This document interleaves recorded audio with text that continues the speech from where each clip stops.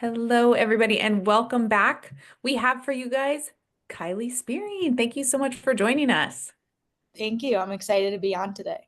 Kylie's zooming in from nice and cozy Colorado. Is it just storming right now, or what's the temps? It's 65 degrees today. We had a What? spell of 2 weeks of freezing cold. I don't think I touched my bike outside for the past few weeks, and now we have a warm wave coming in. So I'm very excited to get some sun today. Wow. Yeah, 65 degrees. That's warmer than it is in California right now. So enjoy, enjoy it. I'm jealous. Okay, well, as our listeners know, they already heard your bio, so we're going to go straight into your two truths and a lie. So go ahead and fire away on those for me. All right. Number one, I've broken my arm 3 times. Mhm. Two, I've been on stage at a Bon Jovi concert. Okay. Three, I'm the youngest of four brothers. Okay. Okay. I feel like the broken arm is something that can definitely happen with a cycling career for sure. Also, if you have four brothers, it can be a broken arm could be a thing. Um,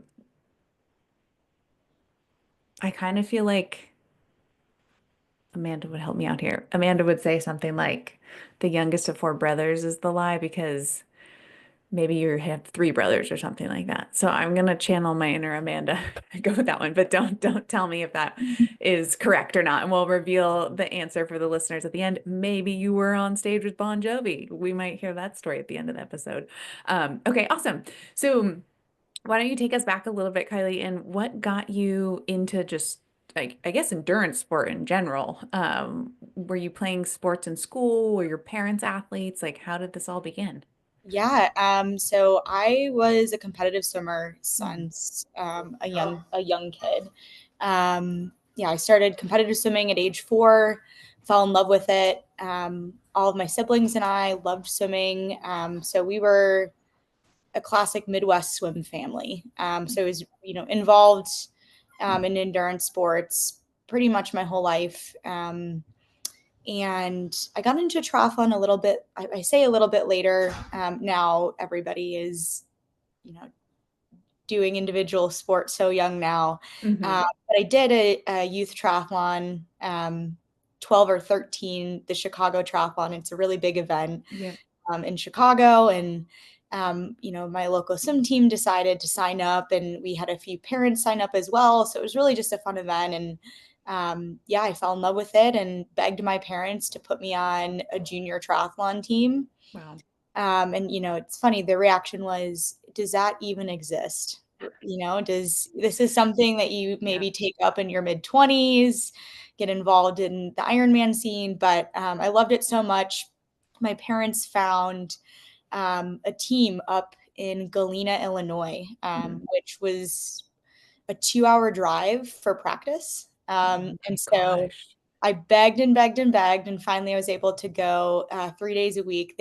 My mom, after a full work day, would drive me 2 hours to practice. Oh my gosh. So yeah, so that's how I started in triathlon. And soon it became my favorite thing in the world. I would Hmm. summers in Iowa. There was a junior triathlon team there.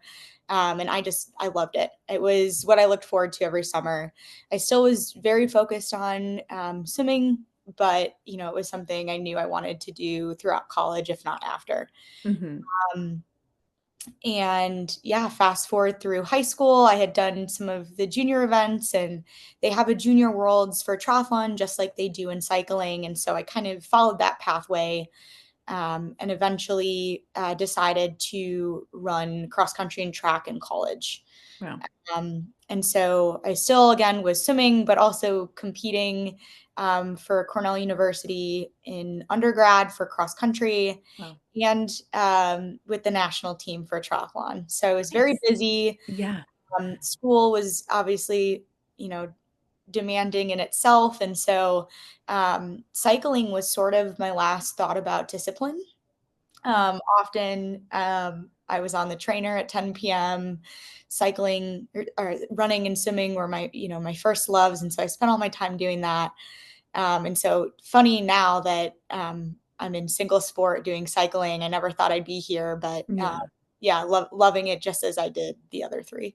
Awesome. When you were doing triathlon, having come from a swimming background, did you like of the three disciplines, was that your kind of go-to, your favorite part of all three, or how did you look at Absolutely. that? Yeah. And I'll even tell people today I absolutely miss swimming. Oh, Yeah, swimming is my first love and will forever be, and I do miss it. Uh, yeah. and if I ever go back to triathlon, I still think swimming would be my strength. Hmm. But yeah, it's many years of one sport. You look forward to doing something else. So Yeah. Yes. So with triathlon, what distances were you competing in? yeah, so I predominantly raced sprint and Olympic distance Okay. on the draft legal circuit. So Okay. it's a little bit different for those of you that don't do triathlon. There's the US version that's really popular, the non draft Ironman style, half Ironman and full distance racing. And then there's the European, I call it the European style, Hmm. where it's hour to 2 hour racing. Hmm. You're allowed to race in a pack and it's a mass start. Wow. It sounds fun though when you can race in a pack, right? I mean, there's got to be a lot of tactics at Yeah, play and there is a lot of tactics. It's fun. It's short, dynamic yeah. racing. Um, it reminds me of a 90-minute circuit race on Hmm. a bike. Yeah, it's really fun and you get to know your circuit really well, Yeah. which is also awesome. That is great. And so going from that now to cycling for our listeners, what type of cycling are you involved in? Yeah. So again, a little bit of a complicated question. I like to tell people I have ADHD of sports. When I first got involved in cycling, I did some road races really as a break from triathlon. I Mm, figured why not? I could use, the tactical strategy. I could use the different skill level. And so I started on the road.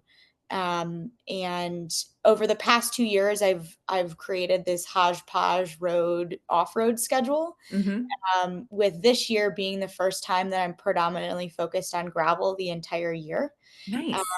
Yeah, so I'm really excited to sort of hone in my focus on one discipline rather than Hmm. trying to hit every facet of cycling. So that'll be a new challenge for me to sort of this year commit to a schedule in January that Hmm. is 95% road or sorry, 95% gravel. Yeah. And are you doing like the Grand Prix type of stuff or what gravel races are you? So I'll be doing some of the Grand Prix races. I'll Hmm. be focusing on the Gravel Earth series, Yep. with the main event being Traca in Spain. Nice. Yeah. But all of the other races will be there. Steamboat is always a fun one for me. Hmm. And then, Garmin Gravel World's a really popular event that had awesome women's coverage last year, has been added to the Gravel Earth series. So that will be a main event.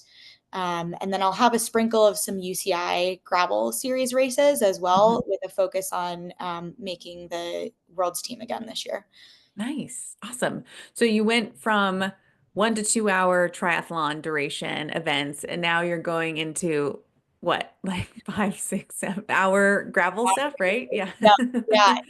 It's funny, when you look at the race distance, it looks absolutely daunting coming Yeah. from an hour and 2 hour Oh, racing. yeah. I think so many years of triathlon training, I didn't realize um, you know, how much of that training resistance you build up. Yeah. And so actually it's quite conditioned for this type of racing. And I've realized my training philosophy leading up to this racing was actually geared towards the 7, 8 hour races rather Nice. than the 1 to 2. Yeah. So it's been a long journey in realizing, what race distance I've been best at. And I still think I'm figuring that out, but really enjoying the longer races at the moment. Yeah.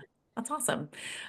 So kind of touching now on nutrition, going from maybe like very early days triathlon to certainly now longer distance gravel. How has your nutrition maybe plan and or knowledge changed through that time? Oh my gosh, absolutely.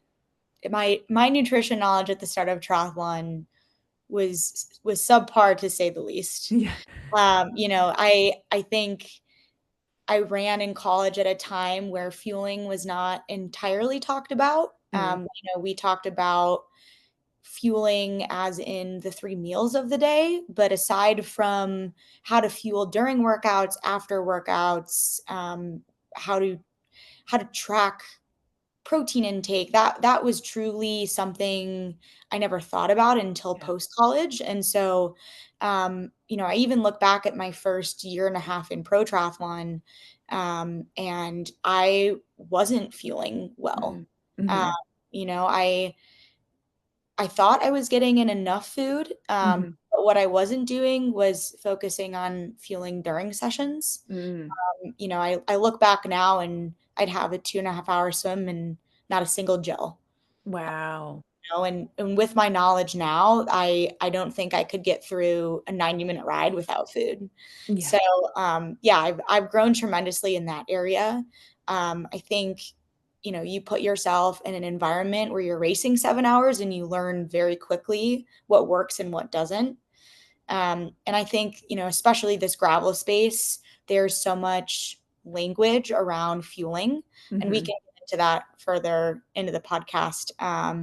But, I was starting from ground zero. Yeah. I didn't know what my gut could intake. I didn't know what worked for me, what I should be doing. And truthfully, I had always been training with men. And Mm, so my first line of comparison was, well, I guess I'll just do what the men around me are doing, mm-hmm. which, I like to say women are not little men. Yeah. So I also learned very quickly that my body works a lot differently. For sure. Yeah, that is, yeah. I would say you're very much on the same page as like just I think the evolution of the sports nutrition science too, and then and how that trickled down to whether the pro level, but certainly from collegiate and definitely like it's barely scratching the surface at a high school level. I feel like these days, but collegiate's getting certainly a lot better and yeah, it's just there's still a lot of work to be done there and education to be And it's shared. interesting now you see these collegiate teams, utilizing the feed with orders. Mhm. They're experimenting with bicarb. They're using more ingels during workouts, and that was something that not a single person um, at the team did. And maybe there's one or two off programs that had coaches that really stressed nutrition, but it wasn't the norm for sure. Right. Yeah. So I think I entered professional sport at a time where everybody was starting to figure it out. Mhm. And so you've seen this evolution of under fueling, over fueling, and now we're trying to get it right based on body type.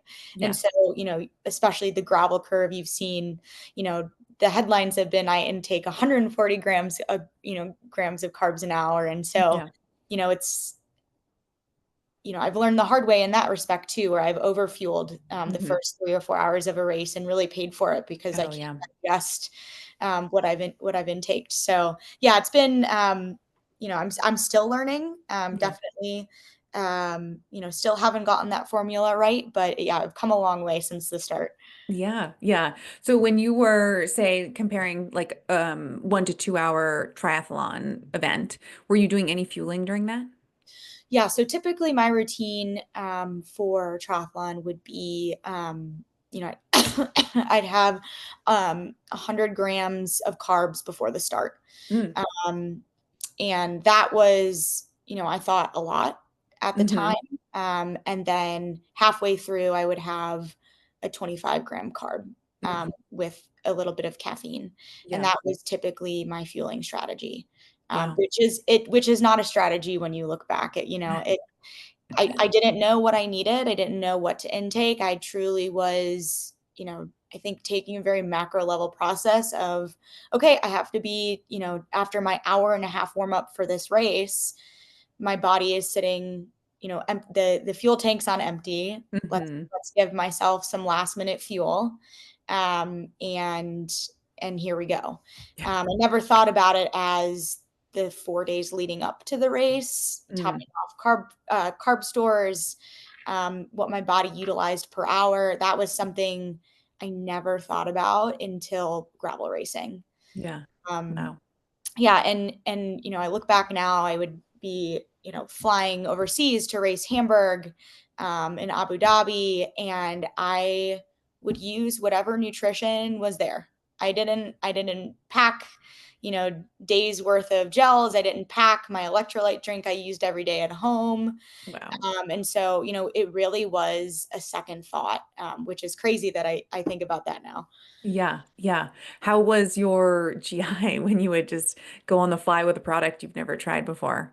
I think you can get away with it for an hour and a half race. It's Yeah. very different, when you're, taking two gels versus 20 in an Unbound. So I Yeah. think the consequence curve was definitely lower, Hmm. in triathlon, but I think I was leaving so much performance on the table because my body wasn't fueled.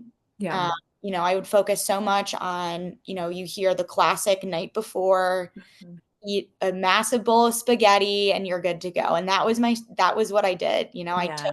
that learning from a pasta party as a kid, going to some Mhm. meets and going to collegiate run meets. And that's what I brought into professional sport. Yeah. And man, did I learn the hard way. Oh man. Yeah, yeah. But it is wild. And I mean, obviously that came from somewhere eventually, or it's, at some point, and then as the knowledge changes and evolves, we adapt and adjust and realize, oh, it feels a lot better to do this other thing. So you mentioned thinking about nutrition the 4 days before an event. Now, what does that look like? How does that change for you now? And so I've been experimenting each race, but I've, been trying this new method 2 days out from a 7+ hour race. I tend to try in between breakfast and dinner. Every hour on the hour, I will have 1 gram of carb per kilogram of body weight.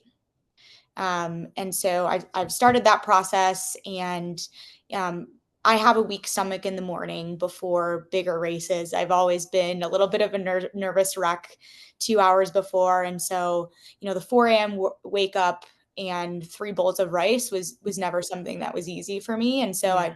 I realized that focusing so much on pre-fueling Hmm. heading into the race was a strategy that worked super well for me. I felt very topped off at the start line. And even if I missed a gel or two during the race because of a move, I felt Hmm. like I wasn't digging into the red. Yeah. And so, that was something, this is the women's racing has changed quite a bit with now there being separate starts. Hmm. But before, we would start with the pro men, and often those 3 hours at the start of the race were our hardest 3 hours of the day. Yeah. And you're fighting for a position. You can't quite get a gel in every, on your 25-minute cadence loop. Hmm. And so I felt that, this is a way that I could combat missing a gel or two. Yeah. Yeah. So you said 2 days before you'll do the 1 gram per kilo every hour on the hour. You said between breakfast and dinner? Dinner. Yep. And then the one day before the race, do you repeat that or do you eat normal? I repeat that process as Okay. well. Yeah. And race morning, well, actually, I'll back up to the carb day. Yeah. What are you using for carb sources? Typically rice Okay. Just is rice on rice on like rice. rice on rice. I try to mix it up with some teriyaki sauce Yep. or some eggs. Yeah, it's after a full season of racing, I can't quite stare at rice anymore. Yeah. But seems to work really well, digests easy, and I can get it down. Yeah. And so that's what's worked best for me. And can I ask you about the first ever time you tried that protocol? Yep. How did you feel? Oh gosh. Yeah. So I remember the race, Garmin Gravel Worlds in 2023. Mm, I had a bit of a delayed start to the season. I had some anemia problems mm, earlier in the year. And so I had raced road the first half. And so Garmin Gravel Roads is typically an 8 to 10 hour race hmm. for the women, depending on the conditions of the road. Yeah. And so I made a last minute decision to sign up for this monstrosity of a race Mm, with no hours under my belt. Oh, wow. And so, yeah, I had heard this strategy rumblings among people that race. And so I decided, I could use anything at this point to help me Hmm. through this race, decided to try it. The entire 2 days before, I thought I was absolutely crazy. I felt so bloated Yeah. and so overfueled that, Mm.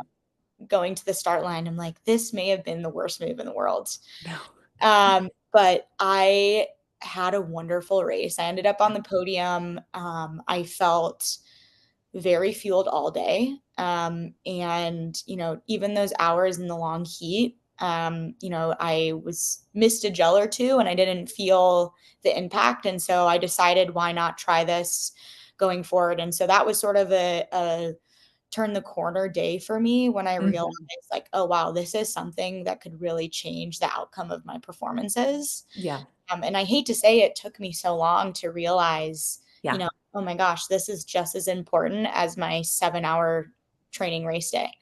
Yeah. Um, and so, that was sort of my key into, wow, I really need to focus on this going into next season. Yeah. Do you, I have a lot of athletes where certainly the very first time they do their like glycogen supercompensation protocol or carb loading, whatever you want to call it, they struggle to hit the targets, certainly the first time they do it. And then some will hop on the scale and panic and they are like, oh my goodness. Like, did you ever run into that issue at all or have those thoughts? And if so, how did you manage that? Yeah, so I actually don't own a scale. Um, There yeah, so I don't hop on the scale too much, truthfully, at a doctor's checkup or Yep. mid-season to make sure that I'm not too light. Yep. Um, no, but you are really keyed into how you feel as an Yeah. athlete, and I think you're really hyper focused on that feeling a day or two out. Hmm. You may not realize that that feeling is common to you before a hard workout, but because you're so focused on the race, it's in hyper focus. And Yeah. so I think because I was trying something new before a race, I was extra cautious. Hmm. But yeah, I think every time I do this strategy, I feel different Hmm. going into a race, and that could be a multitude of factors. Yeah. But I keep on anchoring to it really works. Hmm. So it's important to pay attention to how you feel, but there's almost an over reliance on feeling is not great either, if that makes sense. Yeah. I mean, certainly like you're saying, if you're the first time you do it, your gut's probably not at all prepared to process that much food, right? So it just feels Yeah, like a lot. and I think what's nice about the every hour on the hour is that my body can digest 50 grams of carbs per hour. Okay. Hmm. And before, I was trying to stack my meals so heavily that it would just sit. And Yeah. I've noticed, for me, if I'm spacing out during the day, little meals all day, I'm actually getting more than if I Yeah. were to do two extremely large meals.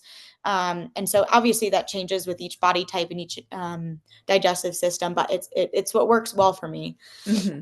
That's awesome. And yeah, the white rice is always just it's it just is the one that works for like the most people I've talked to for sure. And you can find it usually when you travel. You can get your hands on some white rice. So jumping to race morning, and this can be for a cycling event or for, I know you said 100 grams of carbs you were trying to do before try, but what would that race morning breakfast look like?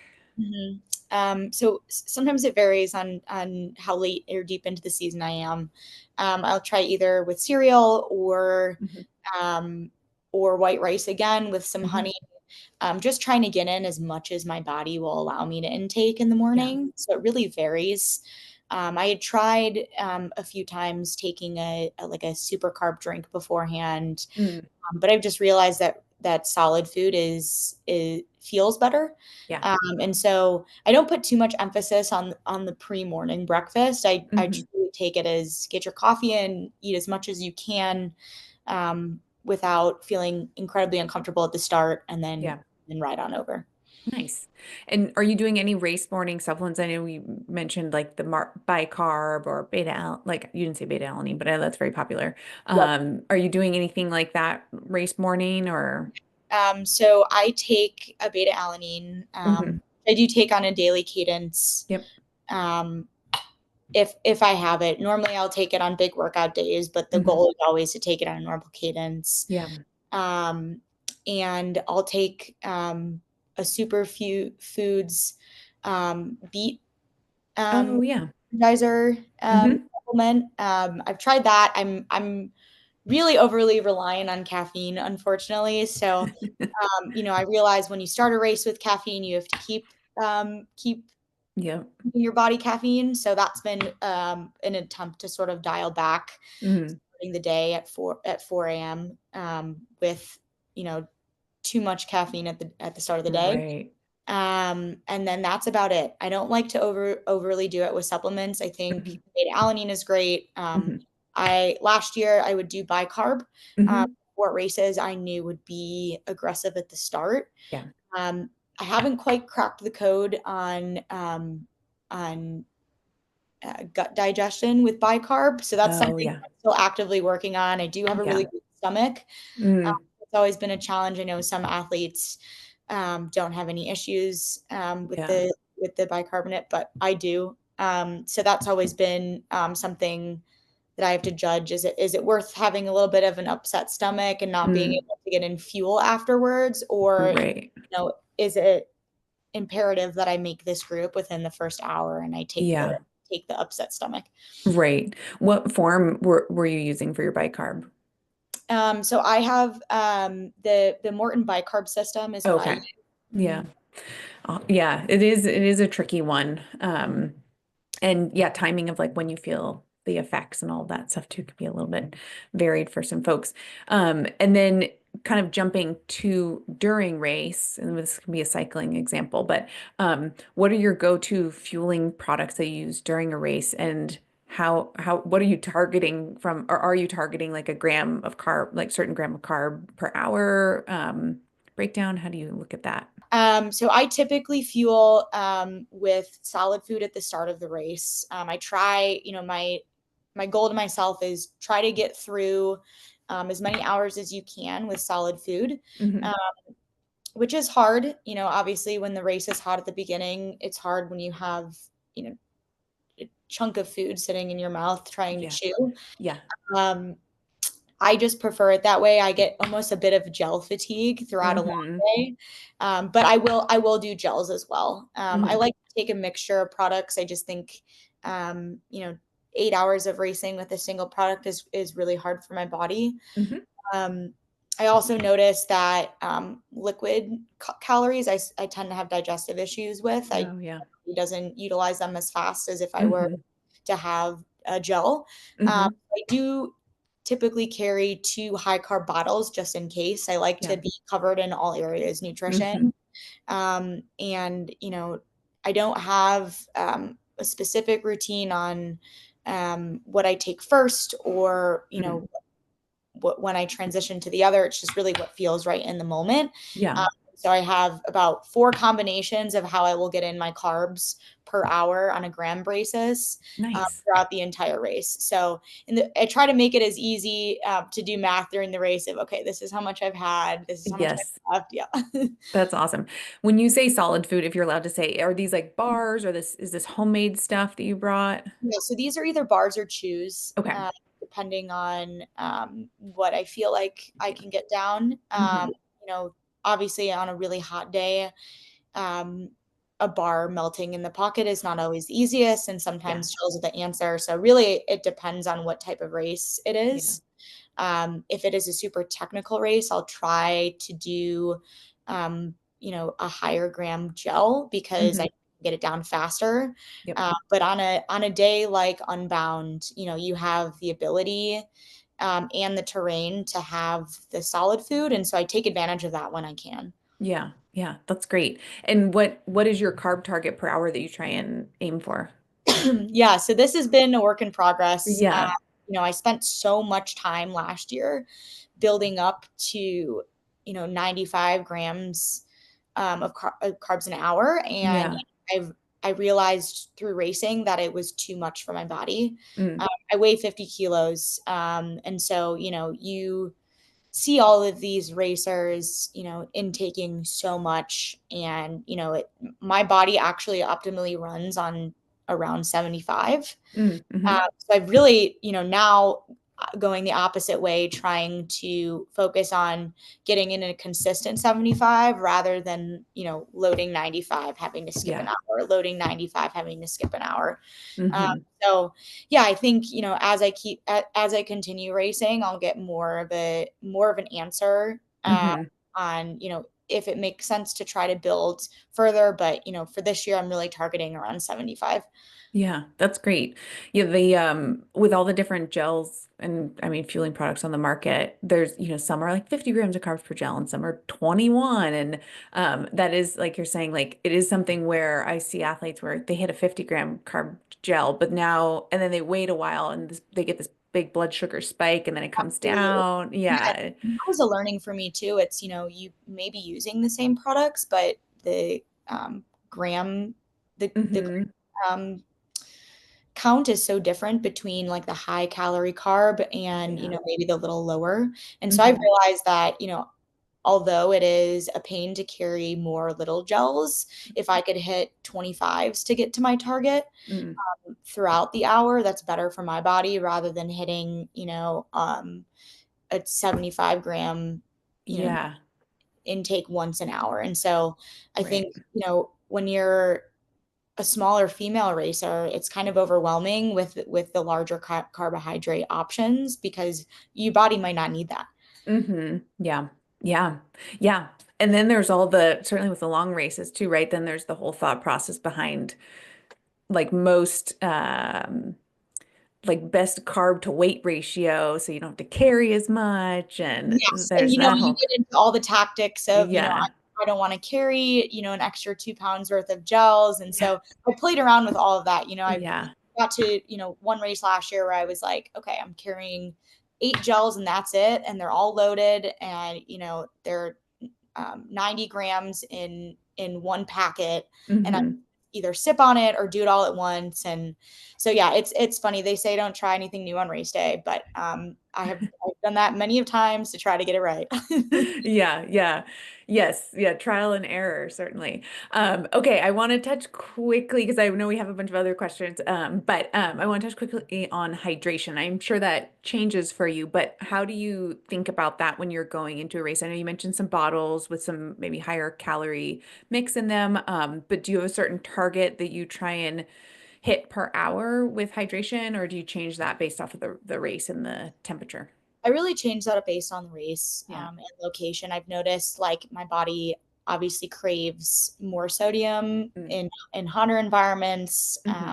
I grew up in a very humid environment, and so I don't lose very much sodium in the dry areas. And Yeah. so I've had a sweat test done. I'm not typically a salty sweater, and so I think I have some leeway when it comes to um, sodium products. And Hmm. I've actually gone the opposite way where I've shoved too much sodium in to try to, there was one race where, it was 95 degrees, it was humid. Mm. I figured more is better. And so, I was fueling solely on liquid IV. Oh, Uh, yeah. and so I just completely sodium bombed myself Yeah. throughout the race. And, you think in that type of race environment, you're losing so much, you Mm. possibly couldn't overdo it. And so, a lot of people focus on underfueling. My theme of last year was probably overfueling. And so, it's really finding that happy medium. Yeah, yeah. What were your like symptoms or what did you notice when you oversalted? Yeah. So for me, when I oversalt, I can't eat any food. Nothing Mm. digests in my body. And so actually everything I end up throwing up pretty much everything that's sitting in my stomach. Yeah. And so I sort of go into this fatigue state where my body stops accepting any fuel. Um, Hmm. and so for a while, I thought it was, what I was eating that was causing the issues, but really it was the sodium content. Yeah. It took a few races to get there as well. It's Yeah. funny. It's hard to boil down all the variables when you think about it. It's an Hmm. 8-hour day. Your body's under extreme stress the entire day, and it could be a million things. And Yeah. so sometimes it takes a few race days to get there. And I think, for me, there's a way for athletes to train long rides to get an idea of what works for them. But really, for me, my body needs to be under the intense stress of a race to really get a Yeah. true reaction. And so, yeah, no, it's hard to pinpoint, but yeah, overfueling was the theme of last year. Yeah, yeah. Okay, and then just touching a little bit on post race or maybe post training, a hard training session. What's your recovery plan like right away post a race, for example? Yeah, so my post race routine is typically protein drink the minute Hmm. I step off the bike. My Mm-hmm. goal for myself is try to get something in my body within 20 minutes of the finish line. I think a lot of racers have a hard time getting in food the night Hmm. after, and so I'm similar in that aspect where I really struggle. I call it tempo tummy. Yeah. And so the protein drink is sort of my way of combating that. Hmm. Sometimes it's a 2-to-1 carb protein ratio. Sometimes it's a 1-to-1, depending on the length Yeah. of the workout or the race. But really, I've tried to focus, recently on carbs post race. You think you've been eating carbs all day long, you don't want any more carbs, and the focus really is on protein. And that's sort of the high level push for athletes is Yeah. get your protein in. But I've really focused on restore all carbohydrates as fast as you can, and so that's really helped. Protein sometimes upsets my stomach, and so I Hmm. realized combine it with more carbs, I have an easier time digesting. Yeah. I mean, certainly with an athlete like yourself too, I mean, your race calendar is probably like back-to-back weekends or, and you think about that window of recovery after an event like that, you have to start recovering immediately. Yeah, absolutely. It's definitely your third weekend in a row of big racing is sort of the indication of whether or not you fueled well during the first two. Yep. I've noticed my body can only do three if I was incredibly diligent with nutrition during the Yeah. first two races. Yeah. And that's, part of my unlock is, I also work a full-time job with full-time training, and often nutrition can get Yeah. lost on the way. You're up at 4:30 trying to get a 3-hour session in before work, and there's that rush for everybody of shower, get to work for your 9 a.m. meeting between Mhm. all of these workouts. And sometimes, you don't take the time to be like, oh, did I get my protein shake plus my eggs plus my carbs? And so yeah, that like morning load has been my focus, Yeah. just to make sure, the daily that leads to the weekly that leads to the month-long race calendar ends up going smoothly. Yeah. Yeah. That's great. Well, I have so many more questions for you, but I know we're on time here. So I'll jump to our listener questions and then we will do some quick fire this or that. So from our audience, we have what are some of your favorite trails to ride?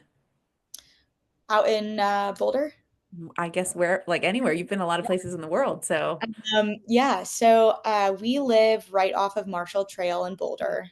It's 200 meters from my front door. oh, nice. Yeah, it's a double track sort of champagne gravel that turns into a little bit more of of techie mountain bike trail. That's Nice. probably my favorite. We take our Dalmatian dog for recovery mountain bike rides out there. It's like, Oh, yeah, it's a special trail. So I'd say yeah. that's probably a favorite place to ride on the gravel bike. That's Um, awesome. I also really enjoy Swiss Trail, Mm, which is a part of the Ned Gravel course out here. Um, yeah, any trail in Girona is always a lot of fun. It's either champagne gravel or intense mountain bike trail. So I'm really looking forward to exploring the off-road scene out there, for Santoval in February and mm. Tracka in May. Nice. Awesome. That sounds amazing. And another question we have, what's your favorite dinner to have the night before a long training adventure? Hmm. So this might be controversial of everything I just said. This is adventure, not a race. Yeah. Yeah. So we love Indian food in Mm. our household. And so there's this place in Boulder called Little Tibet's. It's this Ugh, hole in the wall that makes the best Indian food. yum. You do get all of your carbs with your rice and your naan. Yep. It's a bit of a dairy explosion, but it's far worth it. That sounds amazing. Okay, so I'm gonna jump to some this or that. And we may have covered some of these, but it's kind of quick fire. So, and I feel like I might know the answers to some of these, but fasted training, yes or no? No. Carbs or combo of macronutrients for your endurance fuel? Carbs, Gels or real food on the bike? real food, Electrolyte drink or plain water in your bottles? electrolyte drink, Pre-race coffee or no coffee? pre-race coffee. Sweet or savory ride snacks? Oh, probably sweet. Ice baths or compression boots? Ice baths. Dang, we got to talk about that. I want to, Yeah. that's very hardcore. Okay, smoothie or protein shake post ride? I think we covered that, but Yep. yeah. Um, okay, and if you had to give up one, caffeine or carbs, which would it be? Oh, that's a hard one. This is a Yeah. hard decision. For everybody around me's sake, I'd probably say I'd give up carbs. Oh my Yeah, caffeine might be hard, but yeah, I don't know. God. I either. The answer is either. That is our tough. Okay, so I'm going to circle back to our two truths and a lie. You said you broke your arm 3 times, that you were on stage at a Bon Jovi concert, and that you were the youngest of four brothers. I thought the four brothers was a lie. Which one was it? Correct. Oh my Yeah. gosh, yes. Okay, so do you want to loop us in briefly on the broken arm three times story? Is that all bike related? Yeah, all bike related. Yeah. Yeah, the first two breaks were actually in triathlon. Mm. One was in Kazakhstan, the other one was in Hungary, led to very painful treks back to the United States. Oh gosh. And the third was my first gravel race Oh here in shoot. Boulder. Yeah, Oh just man. a piece of ice, didn't see it, ended up Oh. needing surgery. So, yeah, I say third time is the charm. So hopefully we're done with broken arms. Yeah. Gosh. No collarbone breaks? No collarbones, knock on wood, Wow. no collarbones. Yeah. Was it all the same arm or were they different arms? Two on my left, one on my right. Wow. Okay. So you have some balance going on. That's good. They're not all on one side. And then what about this Bon Jovi concert Yeah. situation? So I was in fifth grade. I loved Bon Jovi Oh, as a kid. Yeah. yeah. My mom snuck me out of school for the day, Oh my and God. we went to a Bon Jovi concert. Little did I know we were in the fourth row, Oh my and God. I had this white wife beater tank top with a bleeding heart and then a knife through it that said "I love Bon Jovi" on Oh it. my God. And they have the mega screens where they're showing the crowd. Yeah. I'm rocking out in the fourth row, and Bon Jovi calls me upstage Oh to my gosh. sing and give me a guitar pick. Whoa. Yeah, star moment for me. But Yeah. That's awesome. That's so fun. That's a good core memory for sure. Okay, where can our listeners find you, follow you? Did I see you also, are you a coach? Do you, yes, I also coach. My boyfriend and I have a coaching group called Ecosystem Coaching. We started this 3 or 4 years ago with the intention of helping athletes create a routine around life, around mm, work. I think there's a lot of systems out there that are one very expensive and two don't account for the working individual. And yeah. so we wanted to reframe that context that you can get in great work and accomplish your goals, Hmm. not on a 25 to 30-hour work week. Right. And so we wanted to showcase like we're real pros with top tens that also have a full time job. And so, Mhm. obviously, it's hard with a family, with life obligations, work to take a Leadville, for example, and break down how to train for it and Yeah. make it a goal in your life without sacrificing everything else. So that was, yeah. So we're excited. We have a lot of different clients take triathletes and cyclists. Awesome. I love that. And where can people find you on the socials? Yeah. So most of our daily life, monthly racing schedule is on Instagram. Mhm. Yeah, don't make fun of me for this one, but it's Kai Loves Try. I've Love it. had the handle since I've been a kid, and I'm reluctant to change it. Yeah. Well, we will link the coaching and the Instagram below for the listeners so they can find you and follow along on your journey. And then what's the first race on the calendar for you this year? Yeah, I leave on Monday for Girona, Spain, Santoval, the first Gravel Earth Series race Nice. of the year. So we're very excited. And then I'll be there for 2 weeks with the POS racing team. Excited to get to meet the entire squad and get Yeah. the season started. Fun. Awesome. Well, best of luck to the rest of your racing this year, and we'll be cheering for you. And thanks so much for joining us today. Thank you.